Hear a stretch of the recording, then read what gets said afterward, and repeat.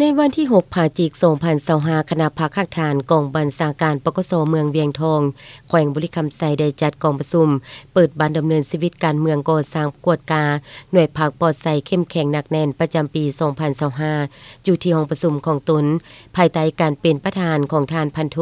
เวียงดาวันแสญญเสนกรรมการประจำพรรคเมืองเลขาคณะพักคักฐานหัวหน้ากองบัญชาการปกสเมืองเวียงทองมีบรรดาสหายคณะพักคักฐานคณะหน่วยภาคทั้ง4หน่วยและพร้อมด้วยพนักงานสมาชิกพรรคสมบูรณ์สำห้องเข้าร่วมอย่างพร้อมเพรียงกองประชุมทานประธานและบรรดาสหายคณะพรรคคักฐานได้ผัดเปลี่ยนกันขึ้นเผยแพร่เสริมเอกสารเซ็นคำสั่งของกรมการเมืองศูนย์กลางพรรคเลขที่01/กมสพว่าด้วยการเพิ่มทวีการสร้างหน่วยพรรคปลอดภัยเข้มแข็งหนักแน่นคำสั่งของคณะประจำพรรคแขวงเลขที่827/คปพว่าด้วยการเพิ่มทวีการก่อสร้างและกวดการหน่วยพรรคปลอดภัยเข้มแข็งหนักแน่นและคำแนะนำของคณะจะตั้งศูนย์กลางพรรคเลขที่291/คจสพ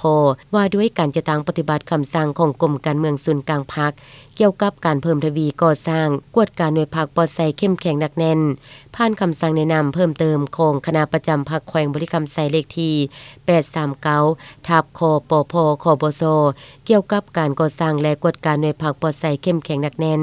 ผ่านมติตกลงของคณะเลขาธิการศูนย์กลางพรรคว่าด้วยการรับรองเอาคณะบริหารงานพรรคกระทรวงปกสสมัยที่6และในพิธียังได้มีการประกาศโครงห่างการจะตั้งขันแผนกหน่วยงานผ่านข้อตกลงซับซ้อนพนักงานที่เรียนจบมาและยกย้ายมาใหม่ไปประจำการชั่วคราวอยู่บางแผนกในกองบัญชาการปกสเมือง